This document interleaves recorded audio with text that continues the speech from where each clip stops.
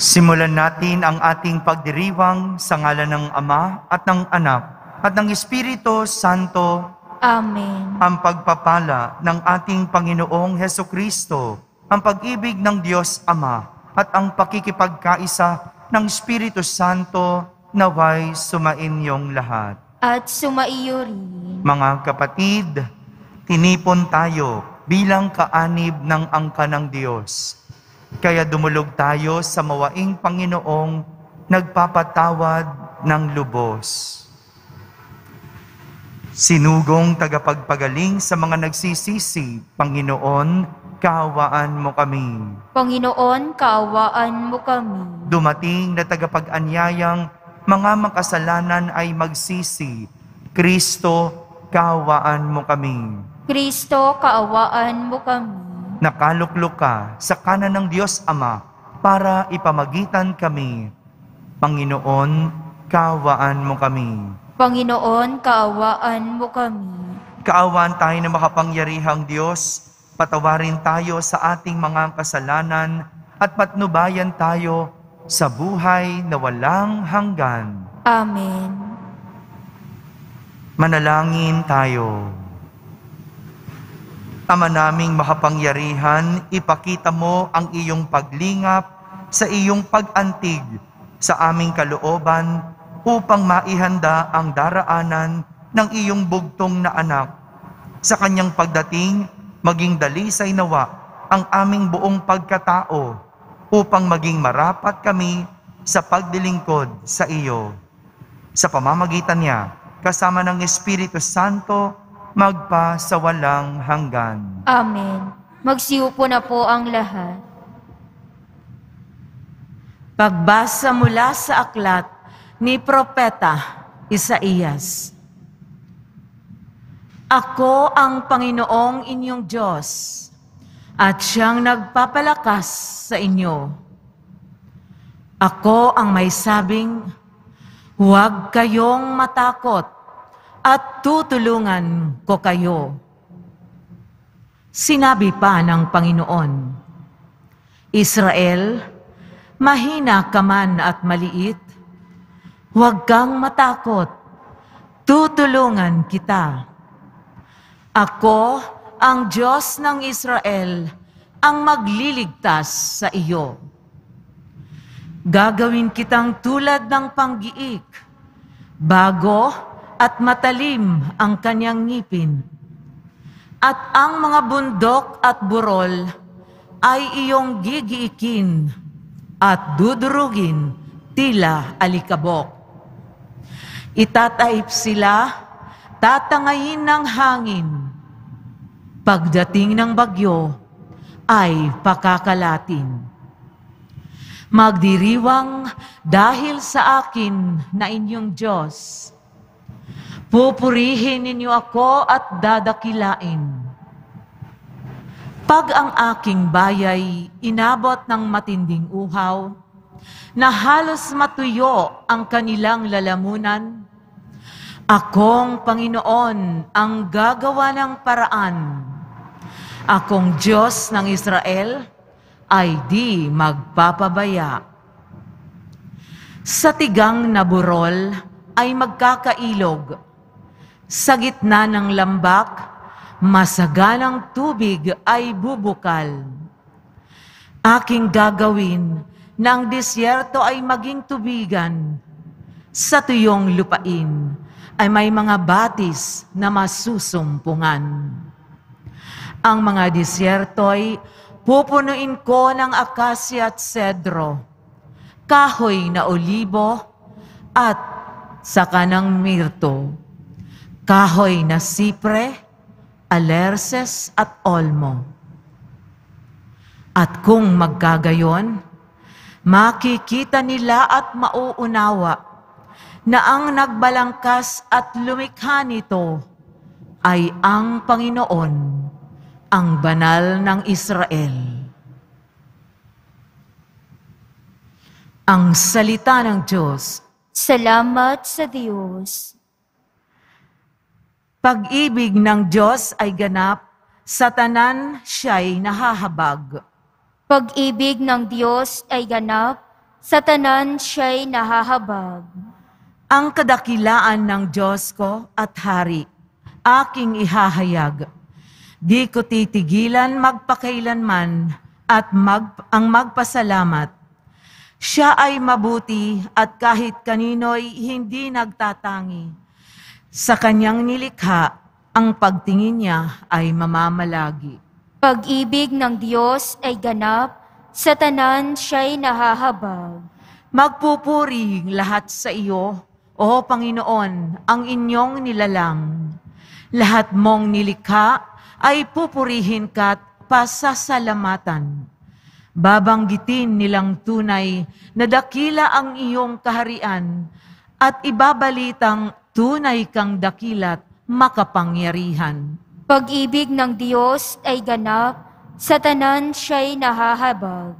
Dakila mong gaway upang matalastas ng lahat ng tao. Mababatid nila ang kadakilaan ng paghahari mo. Ang paghahari mo'y sadyang walang hanggan, hindi magbabago. Pag-ibig ng Diyos ay ganap, sa tanan siya'y nahahabag. Magsitayo po ang lahat.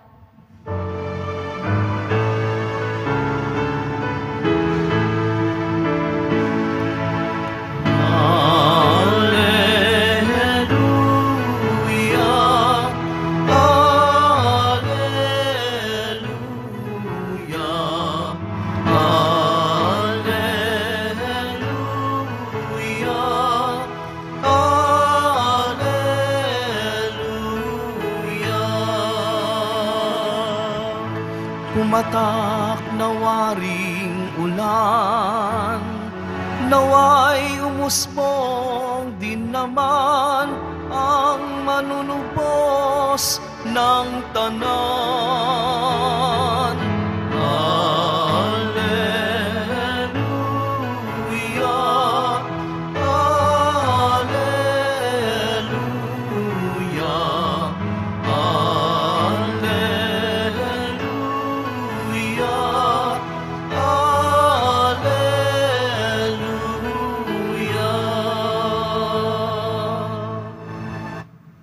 Sumainyo ang Panginoon. At sumaiyo rin. Ang mabuting balita ng Panginoon ayon kay San Mateo. Papuri sa iyo, Panginoon.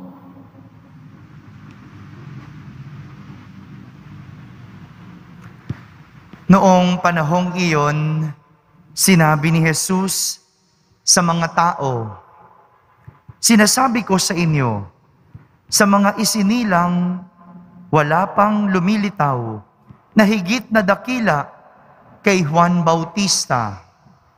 Ngunit ang pinakaaba sa mga taong pinaghaharian ng Diyos ay dakila kaysa Kanya." Mula nang mangaral si Juan Bautista hanggang ngayon, ang kaharian ng Diyos ay nagdaranas ng karahasan at iniaagaw ng mararahas, sapagkat ang mga propeta at ang kautusan ay nagpahayag tungkol sa paghahari ng Diyos hanggang sa dumating si Juan. Kung maniniwala kayo, siya ang Elias na darating. Ang may pandinig ay makinig. Mga kapatid, ang mabuting balita ng Panginoon. Pinupuri ka namin, Panginoong Hesukristo. Magsiupo na po ang lahat. Ang may pandinig ay makinig. Ito po yung huling naging pahayag ni Jesus sa mga tao matapos niyang ikumpara si Juan Bautista sa mga pinaghaharian ng Diyos. Walang duda na si Juan Bautista ay isa sa mga pinakadakilang propeta dahil siya ang tumayong tagapaghanda ng mga tao para sa pagdating ni Jesus. Dakila si Juan, Kasi inilarawan ni Jesus sa ating ebanghelyo na wala pang ibang lumitaw o wala pang ibang isinilang na mas hihigit kay Juan Bautista. Sa makatuwid, ganon kadakila itong si Juan sapagkat siya ay nangaral para ihanda ang mga tao sa pagdating ni Jesus. Inihanda niya, sinikap niyang ihanda ang mga tao na makapagbagong buhay para pagdating ni Jesus, handa at mabuti ang lahat. Ang ganda nung hangarin ni Juan, ngunit kahit ang ganda ng kanyang hangarin, kahit ang ganda ng kanyang mga pangaral, hindi ito natupad sapagkat sadyang may mga taong matitigas ang puso, matitigas ang ulo, hindi nakinig, hindi tinupad ang mga pangaral ni Juan. Samantala, kung si Juan ay dakila, ang pinakaaba naman ay maituturing na mga pinaghaharian ng Diyos. Yung mga pinaghaharian ng Diyos, ito yung mga nakikinig at tumutupad ng aral ng Diyos. Ito yung pinagkaiba nila kay Juan Bautista. Ito yung pinagkaiba sapagkat si Juan, siya yung nangangaral. Siya yung nagtuturo.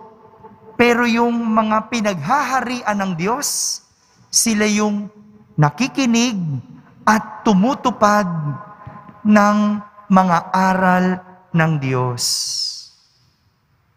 Ito yung susi sa paghahari ng Diyos, ang pakinggan at tuparin ang utos, mga pangaral at plano ng Diyos.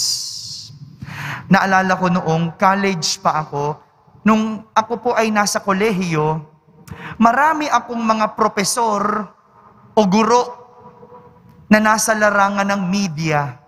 No? Kasi po ang aking pong kurso bago ako'y nagpari ay tungkol sa media. No? Meron akong profesor na direktor, merong broadcaster, meron nasa public relation, meron naman nasa advertising, merong nasa dyaryo, at iba't iba pang ahensya ng media. Magagaling yung kanilang turo. At bilang estudyante, inaasahan na kaming mga estudyante ay makikinig sa kanilang mga tinuturo at aral. Ngayon, nakakatuwa yung dati naming mga profesional na guro ay kasama na ng karamihan sa aking mga kaklase. Yung dating direktor, kapwa-direktor na rin niya. Yung komentarista sa radyo, komentarista na rin ngayon. Yung dating nasa public relation, magkatrabaho at magkapantay na sila ngayon. Pero meron ding iba, mas nahigitan pa yung aming guro. Bakit? Kasi nakinig at tinupad ang mga pangaral at turo na ibinigay. Hindi ba ganito rin naman yung mga magulang? Sa mga magulang, pangaral ng pangaral sa mga anak. Yung mga nakinig, nahigitan pa yung magulang. Di ba? Mas nagtagumpay pa kaysa magulang. Pero yung mga hindi nakinig at hindi nagsabuhay ng aral, walang narating. Hindi po ito paligsahan. Walang paligsahan dito, kundi isang pagtatagumpay sa aspeto ng pakikinig at pagsunod. Ang aral sa ating ebanghelyo ay may grasya sa pakikinig. At ang katuparan ng grasyang ito ay kapag naisabuhay ang napakinggang aral at mga pangaral. Ganito din ang mangyayari sa atin kapag tayo ay nakinig at sumunod sa Diyos. Hindi lang tayo mapapabuti, kundi mapapabilang tayo sa mga pinaghaharian ng Diyos. May mga iba, ang salita, kung nakinig lang sana ako, hindi ako ganito. Kung sumunod lang sana ako, di sana ang ganda ng buhay ko. Huwag sana maging ganito ang ating mga salita. Bagkus sana ang ating sasabihin, nakinig ako, kaya ako ganito. Sumunod ako, kaya ang ganda ng buhay ko. May grasya sa pakikinig at ang katuparan ng grasyang ito ay makakamit kapag naisabuhay ang napakinggang aral at mga pangaral. Amen.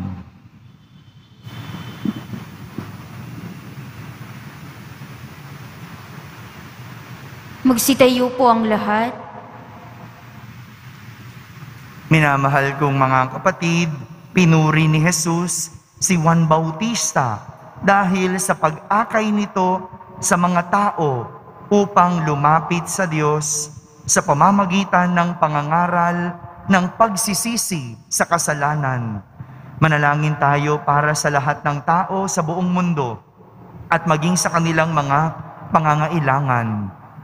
Ating sambitin sa bawat panalangin, Diyos ng pagpapatawad, dinggin mo kami. Diyos ng pagpapatawad, dinggin mo kami. Ang mga pinuno ng simbahan, naway patuloy na manawagan sa mga tao na talikuran ang makasalanang pamumuhay. Manalangin tayo. Diyos ng pagpapatawad, dinggin mo kami. Ang mga lalaki at babaeng binigyan ng katungkulan, naway pangimbabawin ang katarungan sa lahat ng pagkakataon. Manalangin tayo. Diyos ng pagpapatawad, dinggin mo kami. Ang mga dukha at nagdadalamhati, naway marinig ang mabuting balita ng kaligtasan. Manalangin tayo. Diyos ng pagpapatawad, dinggin mo kami. At tinawang laging piliin ang maging mabuti at umiwas sa lahat ng anyo ng kasamaan. Manalangin tayo. Diyos ng pagpapatawad, dinggin mo kami. Ang mga mananampalatayang yumaon na ay makaranas nawa ng pagliligtas ng Diyos sa kanyang kaharian. Manalangin tayo. Diyos ng pagpapatawad, dinggin mo kami. Sa katahimikan, ating ilapit sa Diyos ang ating mga pansariling kahilingan.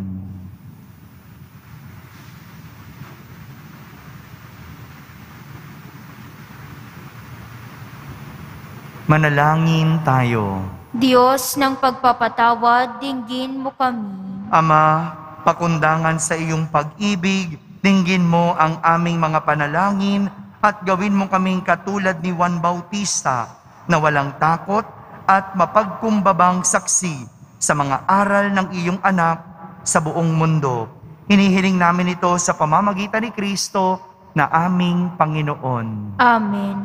Magsiupo na po ang lahat.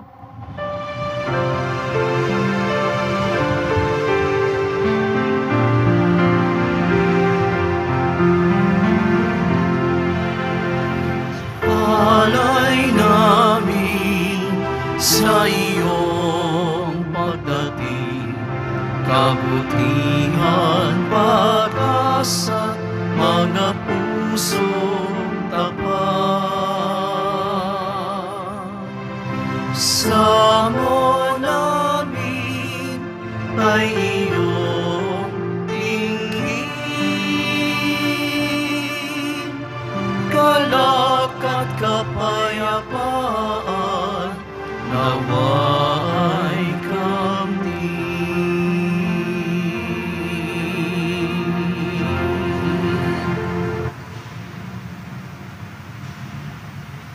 Magsitayo po ang lahat.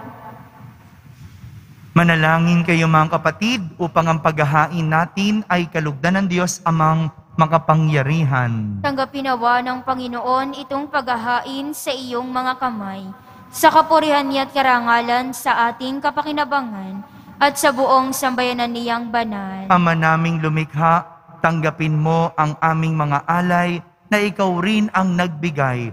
Magdulot nawa ito ng gantimpalang kaligtasan na ngayon pa man ay amin ng pinakikinabangan sa pamamagitan ni Jesucristo kasama ng Espiritu Santo magpa sa walang hanggan. Amen. Sumainyo ang Panginoon. At sumaiyo rin. Itaas sa Diyos ang inyong puso at diwa. Itinaas na namin sa Panginoon. Pasalamatan natin ang Panginoong ating Diyos. Marapat na siya'y pasalamatan. Ama naming makapangyarihan, tunay ngang marapat na ikaw ay aming pasalamatan sa pamamagitan ni Jesucristo na aming Panginoon.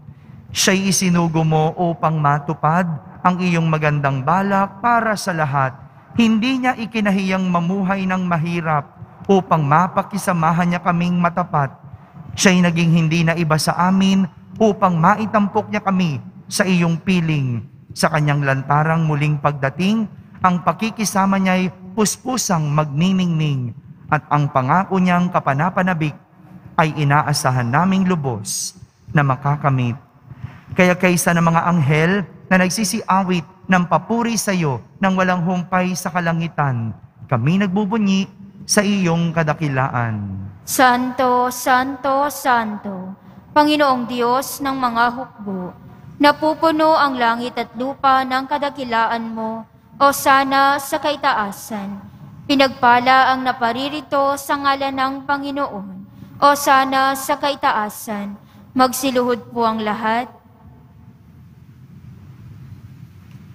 Ama naming banal, ikaw ang bukal ng tanang kabanalan. Kaya't sa pamagitan ng iyong Espiritu ay gawin mong banal ang mga kaloob na ito upang para sa amin ay maging katawan at dugo ng aming Panginoong Hesukristo. Bago niya, pinagtiis ang kusang loob na maging handog, hinawakan niyang tinapay, pinasalamatan kanya, pinaghati-hati niya iyon, iniyabot sa kanyang mga alagad at sinabi, "Tanggapin ninyong lahat ito at kanin. Ito ang aking katawan na inihahandog para sa inyo."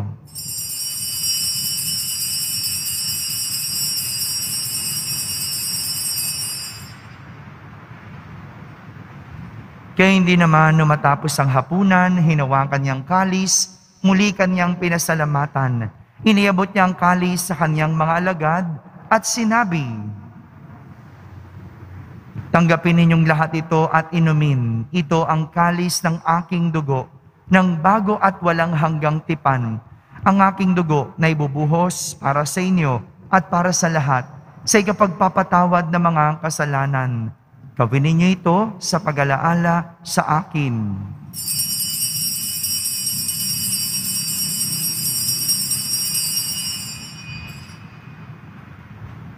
Magsitayo po ang lahat. Ipagbunyi natin ang misteryo ng pananampalataya. Si Kristo'y namatay, si Kristo'y nabuhay. Si Kristo'y babalik sa wakas ng panahon. Ama, ginagawa namin ngayon ang pag-alaala sa pagkamatay at muling pagkabuhay ng iyong anak. Kaya't inaalay namin sa iyo ang tinapay na nagbibigay buhay at ang kalis na nagkakaloob ng kaligtasan. Kami nagpapasalamat dahil kami iyong minarapat na tumayo sa harap mo para maglingkod sa iyo. Isinasamo namin kaming magsasalo-salo sa katawan at dugo ni Kristo ay mabuklod sa pagkakaisa sa pamamagitan ng Espiritu Santo. Ama, lingapin mo ang iyong simbahang laganap sa buong daigdig. Puspusin mo kami sa pag-ibig kaysa ni Francisco na aming Papa, ni Jose na aming Obispo at ng Tanang Kaparian. Alalahanin mo rin ang mga kapatid naming nahimlay na may pag-asang sila'y muling mabubuhay, gayon din ang lahat ng mga pumanaw. Kaawan mo sila at patuloyin sa iyong kaliwanagan. Kaawan mo at pagindapating kaming lahat na makasalo sa iyong buhay na walang wakas, kaysa na mahal na Birheng Maria na ina ng Diyos, ng kabiyak ng puso niyang si San Jose, kaysa ng mga apostol at ng lahat ng mga banal na namuhay dito sa daigdig ng kalugod-lugod sa iyo. May pagdiwang nawa namin ang pagpupuri sa ikararangal mo sa pamamagitan ng iyong anak na aming Panginoong Hesukristo. Sa pamamagitan ni Kristo, kasama niya at sa Kanya, ang lahat ng parangal at papuri ay sa iyo, Diyos Amang makapangyarihan, kasama ng Espiritu Santo, magpa sa walang hanggan. Amen. Sa tagubilin ng mga nakahagaling na utos at turo ni Jesus na Panginoon natin at Diyos, ipahayag natin ng lakas loob.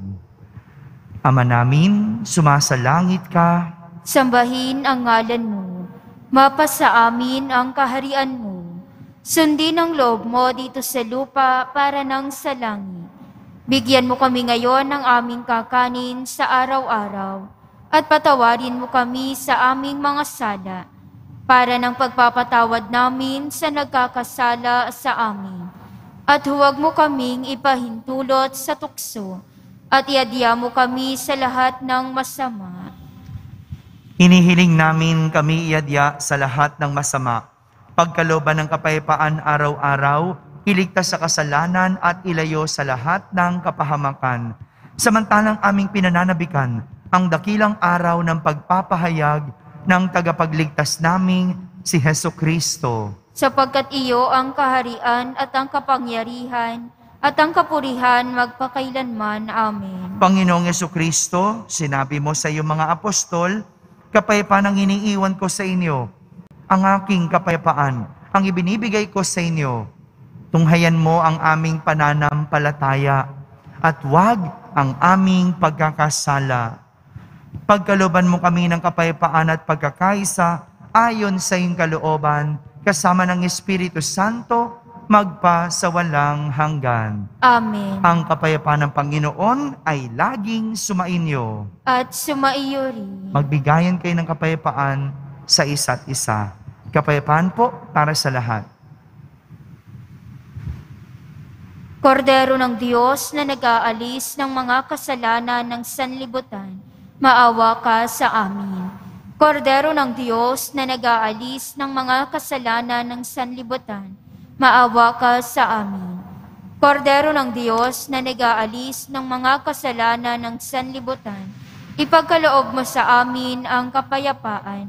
Magsiluhod po ang lahat.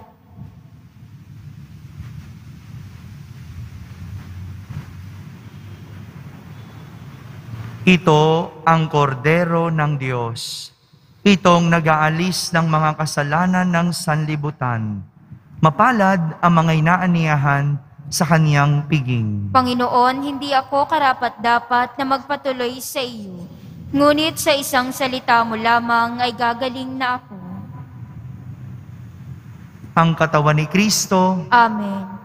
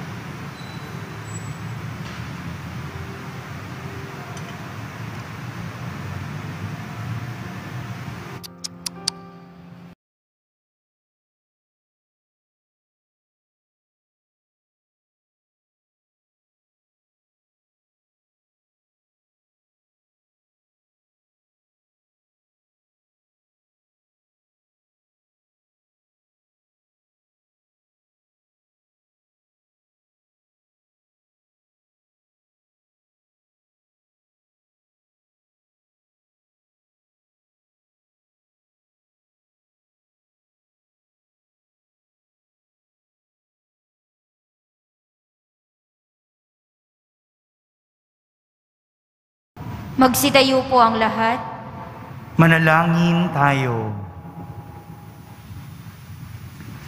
Ama naming mapagmahal, mapakinabangan nawa namin ang aming pinagsaluhan upang sa aming paglalakbay dito sa lupang papanaw, aming mapanaligan ang iyong pagpapalang pang magpakailanman.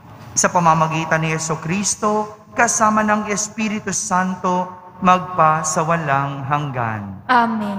Sumaiyo rin. Pagbabasbas ng Poong Jesus Nazareno. Mahal na Poong Jesus Nazareno, inihayag mo sa pamamagitan ng krus ang walang maliw na pag-ibig ng Diyos sa sangkatauhan. Pakinggan mo ang kahilingan ng iyong angkan na nagsusumamo sa iyo. Makamtanawan nila ang inyong katugunan at tanggapin ang kasagutan na may utang na loob na tinatanaw. Basbasan din po ninyo ang lahat na may karamdaman at nahihirapan. Sa pamamagitan ng bendisyon na ito, naway maalala nila ang mga pangako nila noon sa binyag na ikaw ang kanilang iibigin at pagdilingkuran bilang Panginoon magpa sa walang hanggan. Amen. At pagpalain kayo ng makapangyarihang Diyos, Ama, Anak, at Espiritu Santo. Amen. Tapos na po ang ating pagdiriwang humaiking taglay ang pag-ibig at kapayapaan ng Poong Jesus Nazareno. Salamat sa Diyos.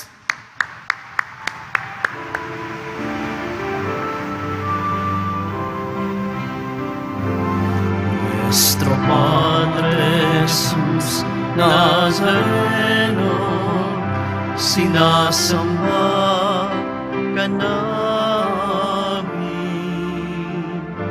pinipinduro ka namin, aral mo ang aming buhay at kaligtasan. Nuestro Padre Jesus Nazareno, iligtas mo kami sa kasalanan. Ang krusong kinamatayan ay sagisag ng aming kaligtasan. Nuestro Padre Jesus Nazareno, dinarangal ka namin. Nuestro Padre Jesus Nazareno, niluluwalhati ka namin. Nuestro Padre Jesus Nazareno, dinarangal ka namin. Nuestro Padre Jesus Nazareno, niluluwalhati ka namin.